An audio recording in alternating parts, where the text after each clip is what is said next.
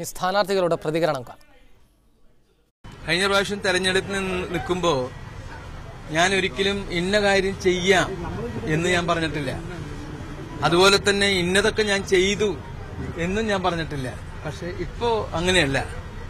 കുറെ കാര്യങ്ങളൊക്കെ നമ്മൾ ചെയ്തിട്ടുണ്ട്. ആ കാര്യങ്ങൾ ജനങ്ങളെ ബോധ്യപ്പെടുത്തി കൊടുക്കും. പൊന്നാനി മണ്ഡലത്തിലെ 40 വർഷമായി നിൽക്കുന്ന വികസന മുരടിപ്പുണ്ട്. ഒരു നിയമസഭാ മണ്ഡലത്തിൽ ഒരു MLA ക്ക് ഇങ്ങനെ പ്രവർത്തിക്കാൻ സാധിക്കുമെങ്കിൽ ഒരു പാർലമെൻറ്റ് മണ്ഡലത്തിൽ എത്രത്തോളം ചെയ്യാൻ കഴിയുമെന്ന് അവർ മനസ്സിലാക്കിയിരിക്കുകയാണ്. ആ വികസന മുരടിപ്പിനെതിരെ അവിടെ ഒരു വോട്ടുണ്ട്. പത്തനംതിട്ട പാർലമെന്റ് മണ്ഡലം ഇടതുപക്ഷ ജനാധിപത്യ മുന്നണി പിടിച്ചെടുക്കും. കേരളത്തിൽ 20 പാർലമെന്റ് മണ്ഡലങ്ങളിലും ഇടതുപക്ഷ ജനാധിപത്യ മുന്നണിക്ക് വലിയ വിജയമുണ്ട്. പ്രധാനമായും 3 രാഷ്ട്രീയ മുദ്രാവാക്യങ്ങൾ ഇടതുപക്ഷം മുന്നോട്ട് വയ്ക്കുന്നുണ്ട്. അതിലൊന്ന്, നരേന്ദ്രമോദി ഗവൺമെൻറ്റിനെ അധികാരത്തിൽ നിന്ന് പുറത്താക്കുക, ഒരു ഉറച്ച മതനിരപേക്ഷ ഗവൺമെൻറ് അധികാരത്തിൽ വരുന്നു എന്ന് ഉറപ്പാക്കുക, ഇടതുപക്ഷത്തിൻ്റെ അംഗബലം പാർലമെൻറ്റിൽ വർദ്ധിപ്പിക്കുക.